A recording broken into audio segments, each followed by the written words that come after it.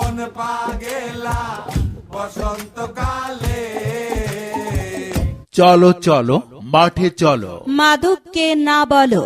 খেলার খবর football.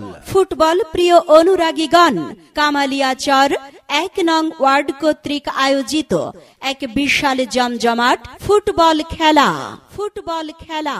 Football খেলা। ২৬ জুন ২০২৬ ইংরাজি রোজ শুক্রবার বিকাল ৩টায় কামালিয়াচর উচ্চ বিদ্যালয় মাঠে সাদা কালো ফুটবল প্রতিযোগিতা অনুষ্ঠিত হবে।